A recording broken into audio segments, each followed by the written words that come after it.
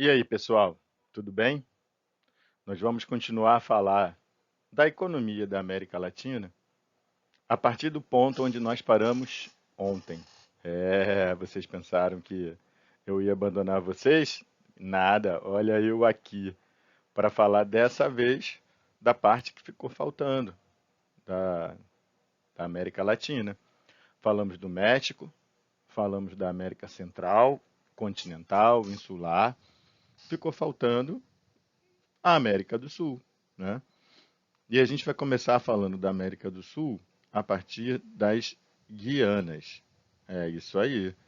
As Guianas, esses três países que ficam ao norte da América do Sul e que, se você perceber, olhando aquele mapa ali à direita, do mapa físico da América do Sul, o território desses países, vamos chamar a Guiana Francesa de país também, embora ela não seja um país independente, ela pertence ainda à França, é um protetorado francês. Mas se você observar aquele mapa físico, a gente percebe claramente que o Planalto das Guianas ocupa a maior parte do território desses três países, né? É mais um elemento que dá unidade a eles. E o que diferencia esse grupo de países dos restantes, do restante dos países da América do Sul é o fato também dele ter sido colonizado nem por Espanha, nem por Portugal. Ele foi colonizado por holandeses, franceses e ingleses.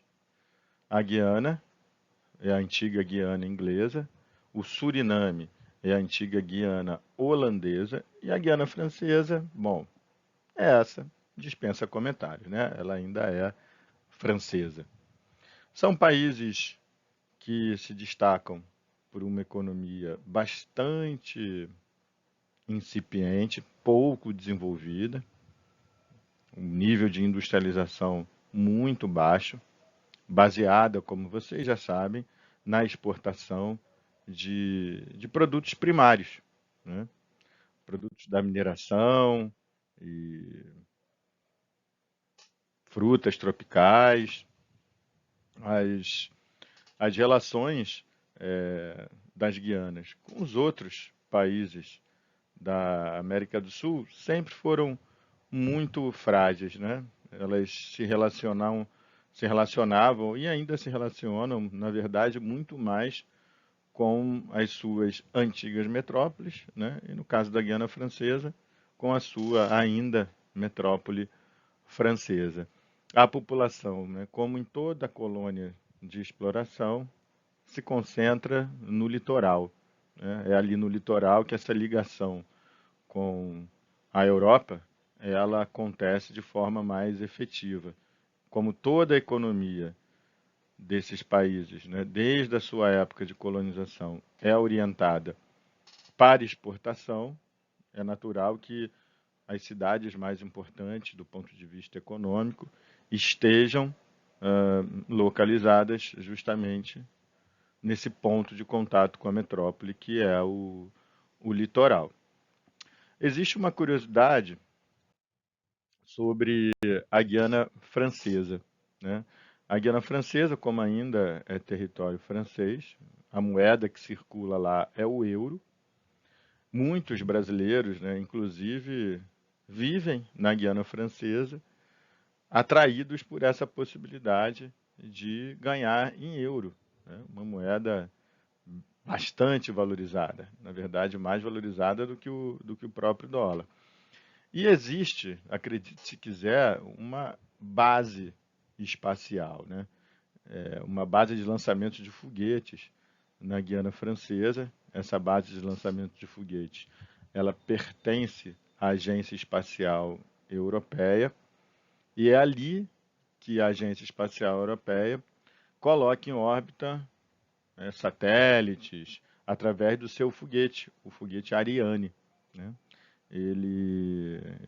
Essa base da Agência Espacial Europeia representa algo muito importante, né, na vida da Guiana Francesa, porque, sem dúvida nenhuma, é um polo de alta tecnologia aplicada aí a engenharia aeroespacial e outras áreas envolvidas diretamente com a pesquisa espacial e a engenharia aeroespacial propriamente dita, né? O lançamento de foguetes aí na Guiana Francesa, ele torna-se mais fácil do que lá da Europa, porque quanto mais próximo da linha do Equador, a gravidade do planeta é menor, né? Então isso representa uma economia de combustível muito grande para os foguetes entrarem em órbita. Um outro fato curioso que vale a pena ressaltar é que Venezuela e Guiana têm um antigo conflito territorial, uma disputa desde a época colonial, na verdade, que se prolongou após a independência sobre o território de Esequibo. Hoje esse conflito ele está bastante atenuado, enfim, mas é uma área de tensão entre os dois países. E é isso, pessoal. Resumindo, as Guianas, elas se destacam justamente por serem elementos meio que dissociados da dinâmica ali da América do Sul e da própria América Latina, uma economia, como todo mundo sabe, muito apoiada no setor primário. Vamos seguir adiante, pessoal. Vamos falar agora da América Andina. É isso aí, né? Bom, esse conjunto de 6 países, como o próprio nome indica, tem em comum o fato de ter o território desses países, em grande parte, ocupado pela Cordilheira dos Andes. Ô, você aí. Você mesmo. Presta atenção, hein, cara. Presta atenção na explicação. A Cordilheira dos Andes, como vocês também já sabem, nós já estudamos isso, como falamos do relevo do continente americano, ela é o resultado do entrechoque, né, de placas tectônicas.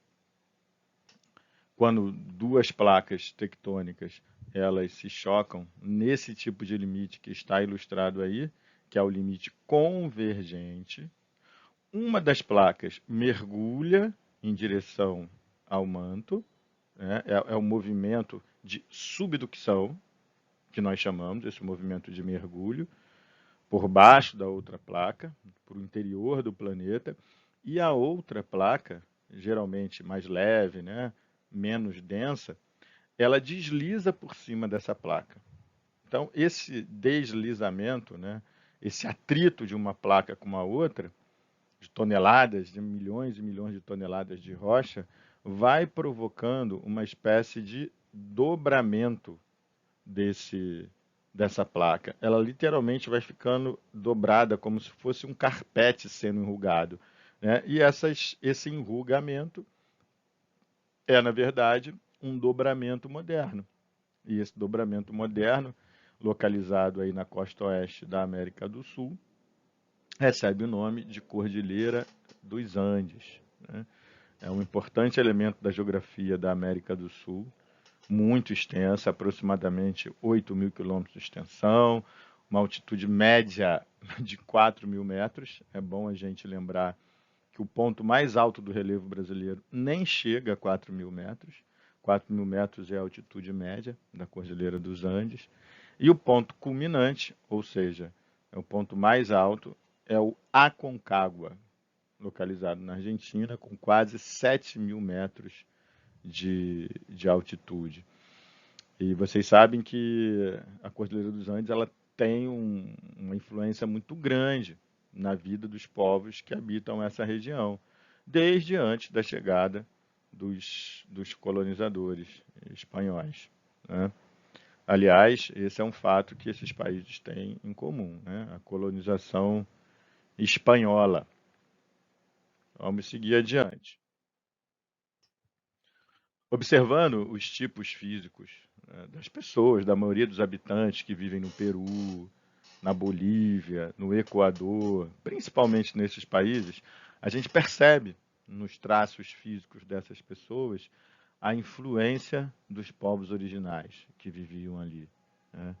Essa presença ela ainda é muito marcante na vida dessas pessoas.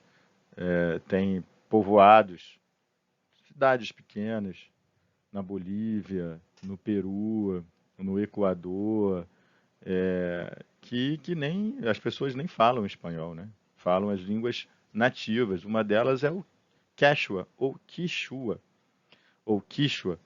que é uma dessas línguas mais importantes, uma língua nativa dos povos da América do Sul. E hoje, né, ainda aproximadamente 10 milhões de pessoas usam essa língua para se comunicar. E a gente tem Machu Picchu. Machu Picchu é um verdadeiro ponto turístico, porque é considerada a antiga cidade perdida da civilização Inca, a civilização que ocupou grande parte das encostas da Cordilheira dos Andes. Na verdade, criou um grande império, né? Embora Machu Picchu não fosse a capital, ela era considerada pelos Incas uma cidade sagrada. E ainda a história dela é cercada de mistérios. Está localizado no alto de uma montanha lá no Peru, a 2.400 metros de, de altitude. Então, vamos lá. Antes de passar para o próximo slide, deixar bem claro que essa influência da cultura dos povos originais, ela ainda é muito importante na vida da população desses países da América Andina. Vamos falar agora um pouco da economia desses países, né? Bom, gente, é uma regra, né? É uma regra que a gente vem observando na América Latina, que a economia desses países ela tenha uma base muito forte na agricultura, no extrativismo, principalmente nessas duas atividades do setor primário, na agricultura e no extrativismo, principalmente no extrativismo mineral, no caso desses países da América Andina. Tá? A gente tem aí bons exemplos para mostrar isso. A gente pode começar falando da Venezuela, né? A Venezuela, embora seja um país que hoje se destaca nos noticiários, né, pela crise que vem sofrendo, a Venezuela é um grande produtor de petróleo. Aliás, é um membro fundador da importante organização dos países exportadores de petróleo.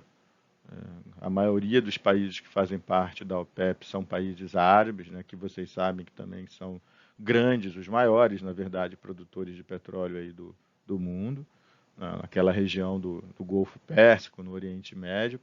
Mas a Venezuela, ela se destaca como grande produtora de petróleo. Isso dá uma importância estratégica muito grande à Venezuela.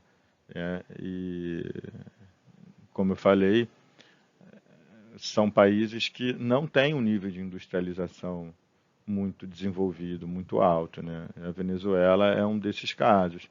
Ela tem um setor industrial pouco desenvolvido e o petróleo, na verdade, é a base da economia desse país.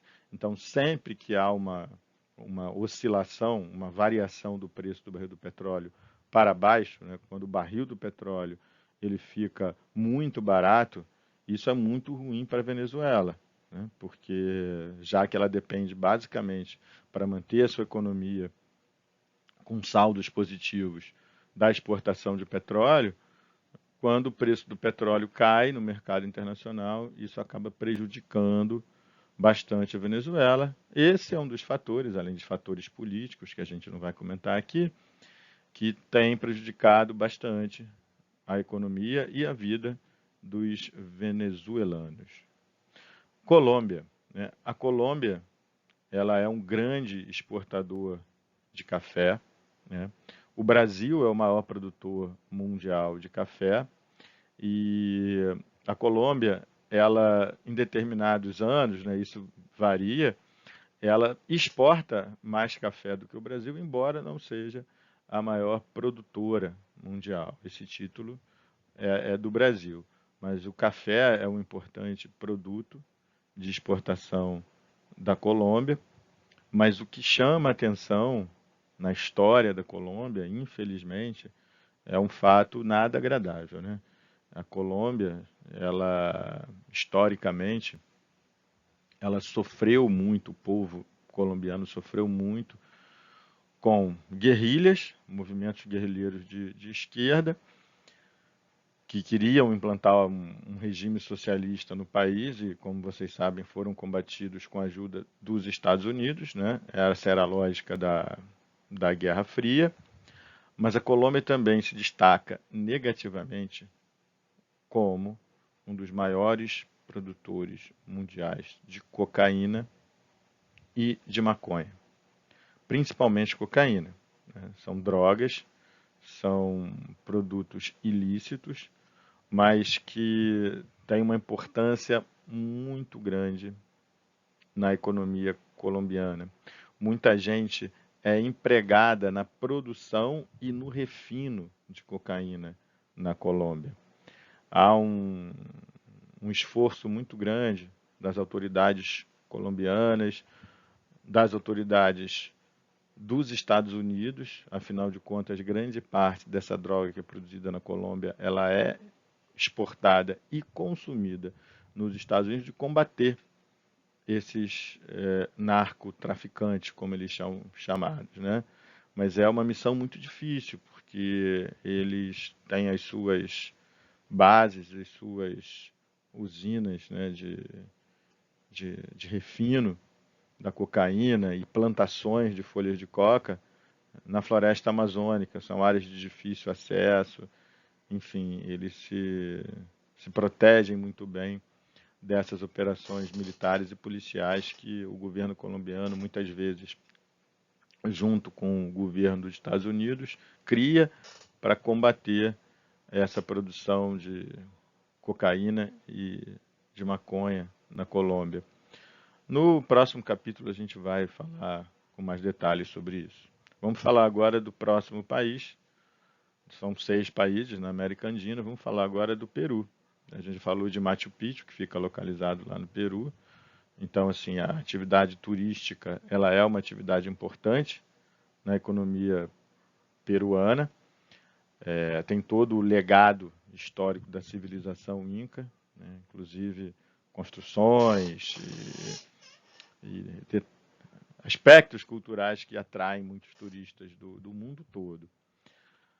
Mas o Peru também se destaca pela sua grande indústria pesqueira. Há um fenômeno interessante que acontece no litoral peruano, ali no Pacífico, né, oeste, vamos lembrar que é oeste, Oceano Pacífico, que é o fenômeno da ressurgência. Esse fenômeno da ressurgência é quando a água fria, uma corrente marinha fria, que normalmente a água mais fria, mais densa, mais pesada, ela está a grande profundidade, por uma série de questões, uma série de fatores físicos, essa água fria, carregada de nutrientes, chega até a superfície, provocando esse fenômeno chamado ressurgência. E como essa água fria carregada de nutrientes, ela atrai uma quantidade muito grande de peixes, né? E os pescadores fazem a festa. E o Peru tem uma grande indústria pesqueira graças a esse fenômeno que acontece no litoral do país. Inclusive, esse fenômeno da ressurgência, alguns de vocês vão lembrar, é responsável também pelo surgimento do deserto do Atacama, quando a gente falou dessa corrente marinha fria que recebe o nome, né, do nosso querido Humboldt, é a corrente de Humboldt. Como eu falei para vocês, a atividade extrativa mineral tem uma importância muito grande para esses países. No caso do Peru, a extração de chumbo e cobre são importantíssimos para a economia desse país. Vamos lá, vamos em frente, vamos falar do Equador agora. Lembra que eu falei para vocês das repúblicas das bananas, ou república de bananas? Pois é. Um produto de destaque na economia equatoriana é a banana. A banana é um produto de exportação muito importante para a economia equatoriana. O país também tem importantes reservas de, de petróleo, e essas reservas de petróleo, elas representam aí 40% aproximadamente das exportações do país. Como todos esses países, a atividade industrial é muito incipiente, né? Ela é pouco desenvolvida. São países, como nós também já falamos, é importante sempre ressaltar isso, muito dependentes da importação de produtos industrializados, principalmente produtos de tecnologia um pouco mais elevada, né? E que tem um valor de mercado maior. Por isso que é difícil para esses países manter o saldo da balança comercial deles positivo. Na maior parte das vezes, esse saldo é negativo. Falamos agora do Chile. Dos 6 países que compõem a América Andina, sem dúvida nenhuma, o Chile é o mais industrializado, é o que tem uma economia mais desenvolvida, mas, apesar disso, é, de ter um setor industrial, que depois do setor industrial, nessa ordem, do Brasil, do México e da Argentina, é o mais desenvolvido da América Latina, mesmo assim sua economia depende de produtos primários, né? É o maior produtor mundial de cobre, o cobre é um importantíssimo elemento nas exportações chilenas. A indústria pesqueira, né? Vamos lembrar que o Chile faz ali fronteira com o Peru, ele também se beneficia desse fenômeno da ressurgência.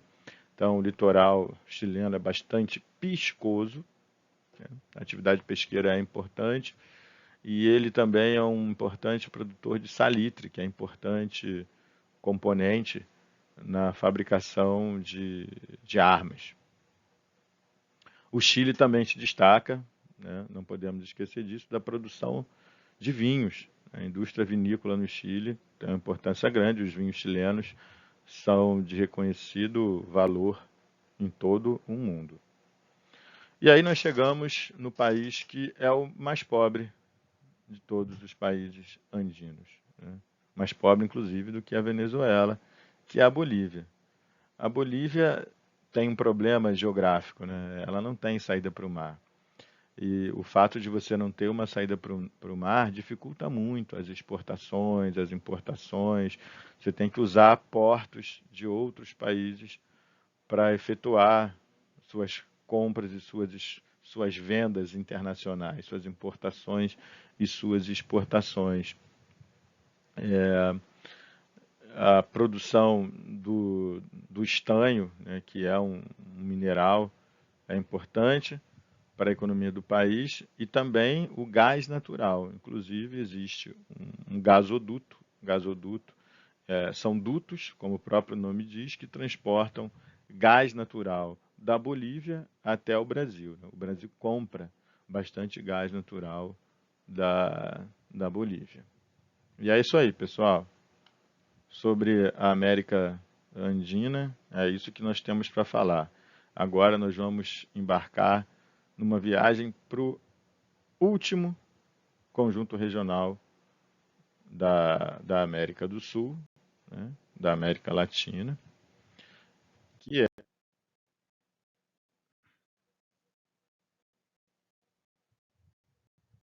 e como eu falei para vocês, a América Latina, ela recebe esse nome porque os rios que formam a bacia Platina, que compõem o Rio da Prata, eles cortam o território dos 3 países platinos, do Paraguai, do Uruguai e da Argentina. Inclusive, os 3 países fizeram parte de um mesmo vice-reino, né? Um vice-reinado do Prata, na época da colonização espanhola. Isso deu a esses 3 países um passado colonial em comum.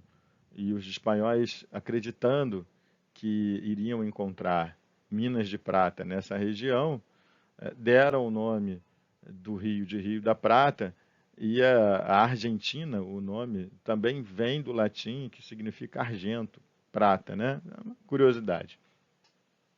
Mas, enfim, não foram localizadas essas riquezas minerais, nem ouro, nem prata, e durante muito tempo essa essa essa colônia espanhola, ela ficou pouco ocupada, né? Porque são países mais ao sul, que têm uma latitude mais elevada do que a grande maioria dos países que nós vimos até agora. Um clima temperado, subtropical, parecido, né? Principalmente ali no Uruguai e na Argentina, com o clima lá da Europa.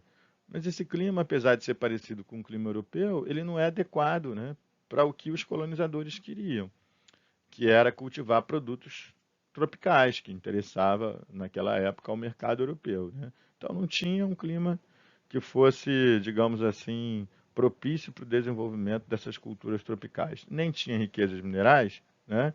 Então essa área foi deixada de lado pelos colonizadores até aproximadamente o século XIX, tá? Isso explica, em parte, por que que nós não encontramos muitos, muitos muitos elementos da etnia negra nesses países, né?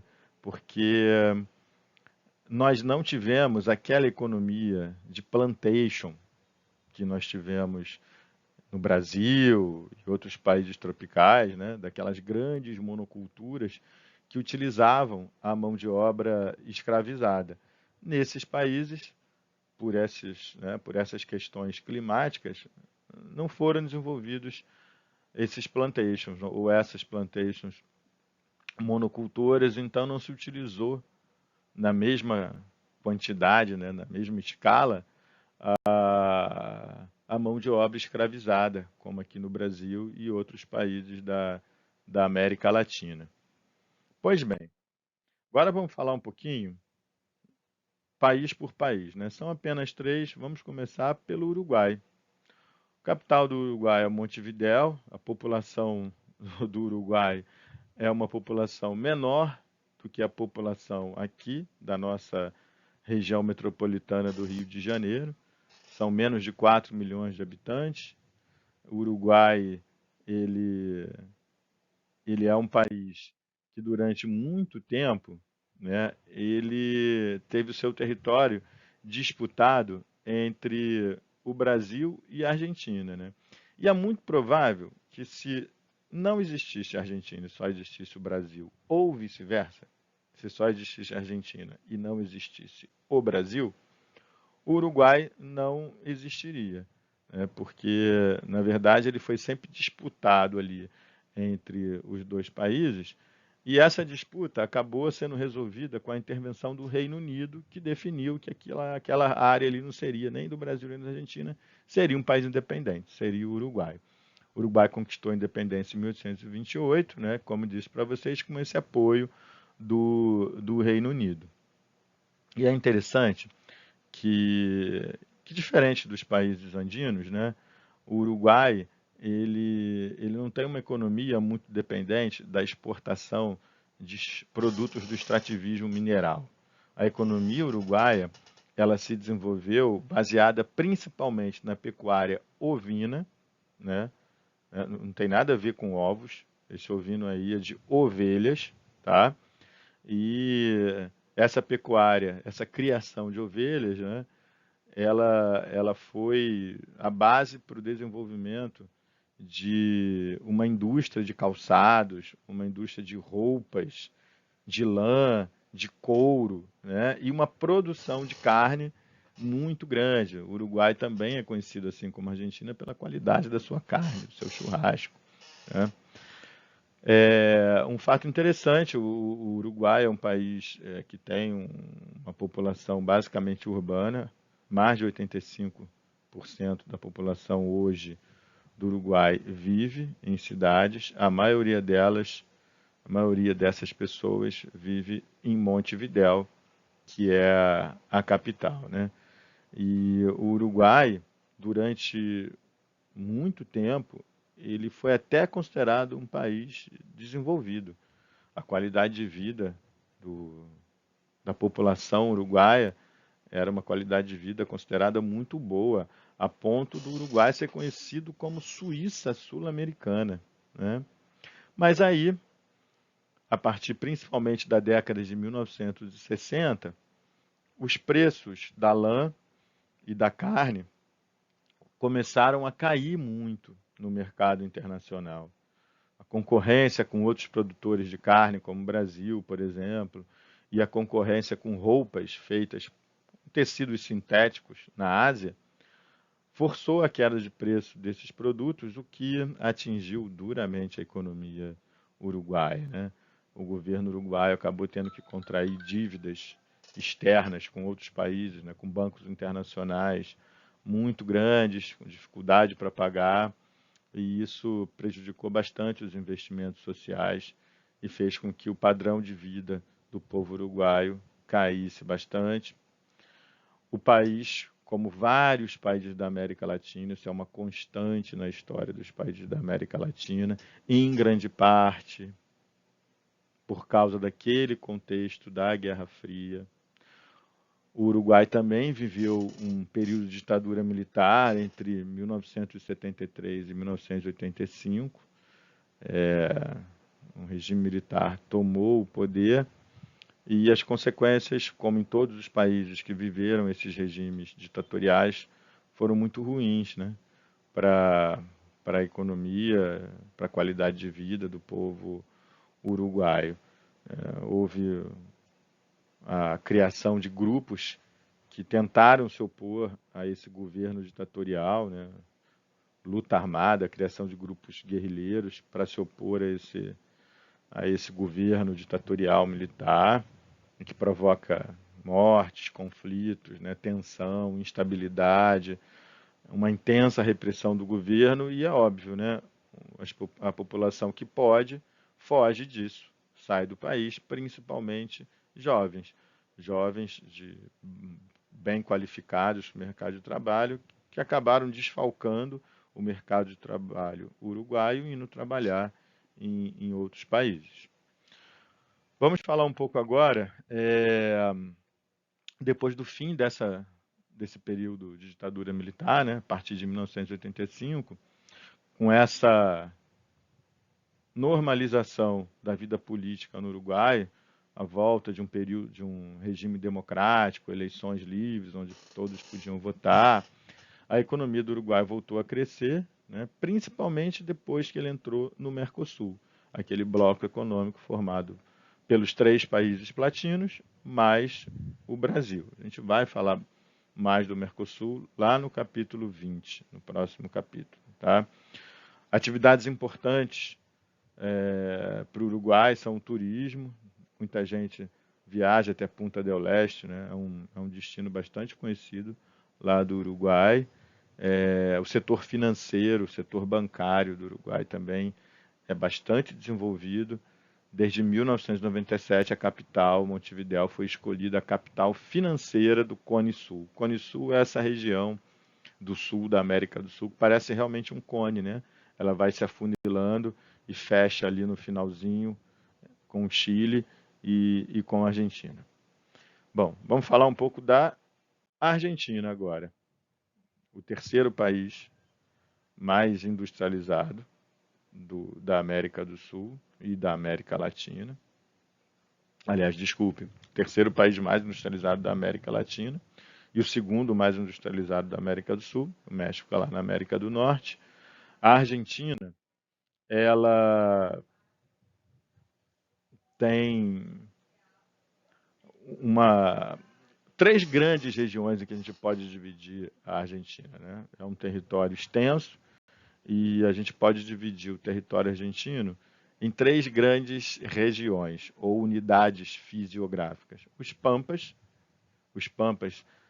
é a área mais importante, que concentra a maior parte da população, as principais cidades da Argentina, a maior parte das atividades econômicas, uma parte ocupada pela Cordilheira dos Andes e a parte mais fria, mais ao sul, que é a Patagônia.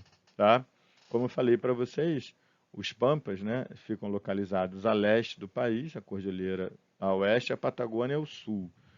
Um relevo plano, com pequenas ondulações, que são as cotilhas. O clima parecido com aquele clima europeu, subtropical, temperado, e como a gente já disse, a maior parte da população e a maior parte das atividades econômicas são desenvolvidas nessa região.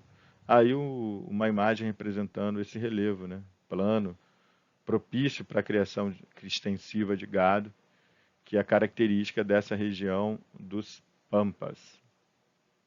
Essa região aí é a Patagônia. Você vê ali ao fundo a Cordilheira dos Andes, coberta de neve. E, como eu falei para vocês, esse frio do sul da Argentina acaba representando um obstáculo, né, para a ocupação humana. Mas é um destino turístico bastante frequentado, principalmente aqui por brasileiros, o sul da Argentina, essa região da Patagônia, para esquiar, né, praticar esportes de inverno. Novamente, a gente vai falar de ditadura militar, dessa vez na Argentina. A Argentina viveu aí um período com uma pequena interrupção entre 73 e 76, uma ditadura militar que foi de 1966 a 1983.